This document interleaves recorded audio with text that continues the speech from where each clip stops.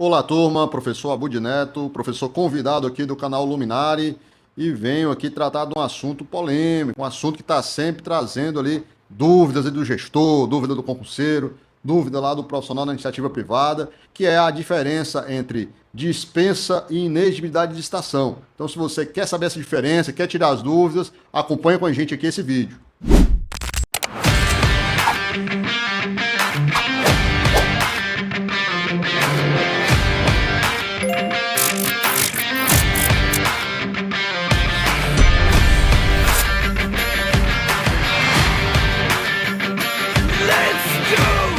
Todo contrato da administração pública ele é precedido de algum processo, né? E de regra geral esse processo é uma licitação pública, tá? A licitação pública é a forma que os órgãos têm ali de solucionar a sua demanda, seja de serviço, seja de material, tá? E ela é dividida em 5 modalidades: pregão, concorrência, leilão, concurso e diálogo competitivo. Mais à frente a gente vai trazer vídeo tratando também desses assuntos aí, tá? Mas voltando para o que a gente vai falar aqui, quando não é possível ou não é coerente fazer uma licitação, existe a contratação direta. E essa contratação direta ela é dividida em 2 formatos: dispensa de licitação e inexigibilidade de licitação. Quando é que eu uso um? Quando é que eu uso outro? Qual a diferença? A gente vai tratar agora com os senhores. Turma, de forma geral, a gente vai conseguir diferenciar a inexigibilidade de licitação de dispensa fazendo uma pergunta básica.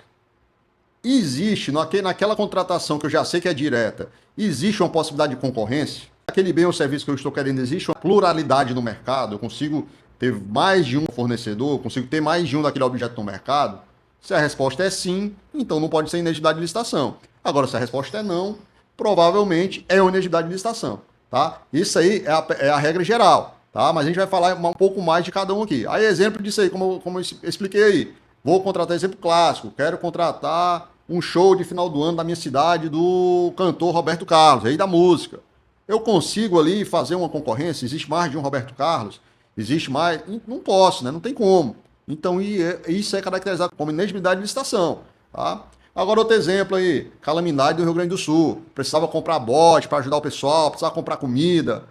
Em situações normais, era possível a licitação? Sim, né? Eu tenho mais de um fornecedor de barco, eu tenho mais de um fornecedor de água, de alimento, mas devido à calamidade, é entendido que não tem um tempo hábil para um processo formal de licitação. Então, nesse caso aí, não é inexigibilidade de licitação, é uma dispensa de licitação. Então, essa é a regra geral, é uma pergunta geral que a gente tem que se fazer e a gente consegue responder muita coisa, tá? Mas agora vamos tratar mais especificamente de cada um, tá? Vou abrir aqui a telinha para vocês acompanhar. Como a gente pode ver, pessoal, o mnemônicos aí para facilitar a mente dos senhores, para aprender um pouco melhor aí.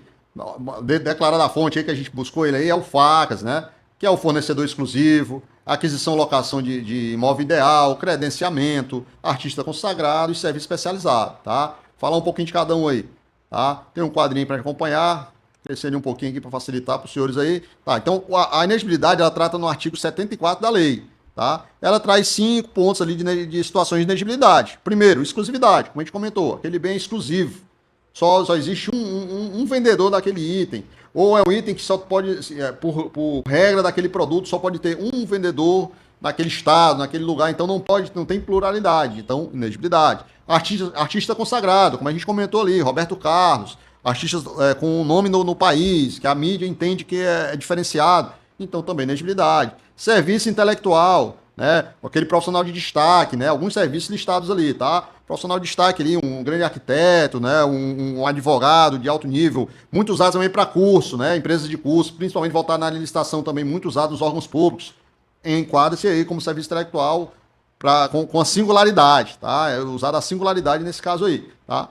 Credenciamento, né? Isso aí é quando existe mais demanda que oferta, né? Exemplo, contratação aí de profissionais de saúde, de hospitais, né? Alguns órgãos que precisam vincular no seu sistema hospitais terceirizados, né? Ou médicos, né? Então, a gente sabe que existe mais demanda que oferta. Então, não tem um porquê não credenciar por INEX todo aquele pessoal ali, tá? E aquisição ou locação de imóvel específico, né? Que é singular, né? Por exemplo, um galpão que é situado num porto, né? Aquele órgão precisa daquele galpão, não tem outro que sirva, tá? Então, ou mesmo quando o órgão precisa botar sua sede em uma determinada área e tem que ser naquela área por algum motivo. Então, comprovando-se assim, a singularidade, né, do imóvel, é contratada por INEX também, tá? Então, são esses casos aí de INEX, tá? Os principais casos. Vamos mostrar agora também os casos aí de dispensa, tá? caso de dispensa de licitação, né? Aí já nesse caso aí, já é possível ter a licitação, aquilo que a gente comentou. É possível a licitação, mas a lei, por diversas situações ali, ela abona isso aí, né? Para o administrador, para o gestor, tá? Artigo 75 trata disso aí, vai do inciso 1 ao inciso 18, mas a gente traz os principais destaques. Principal deles aí, artigo 1º e 2º, que trata de dispensa para aquisições de baixo valor, né? São, o inciso 1º trata ali de bens até 125 mil, tá? Voltados ali para obras, serviços de engenharia, manutenção. O inciso 2º são compras até 62 mil, tá? Essas são situações, caso de. Porque para realizar um pregão, né, é estimado um valor. É estimado um valor necessário para realizar a licitação. Então, e varia em torno de 17 a 20 mil reais. Tá? Então, se uma aquisição que eu tenho que fazer, ela custa, por exemplo, 15 mil reais, não tem sentido abrir-se uma licitação, um pregão, que custa 20 mil reais para comprar um de 15. Tá? Então, pensando nisso, o legislador trouxe essa ideia. Não, então, vamos limitar um valor em que não seja preciso fazer licitação, desde que o órgão, durante um ano, ele não adquira mais do que aquele valor naquela natureza de bem. É dividido também pela natureza do bem.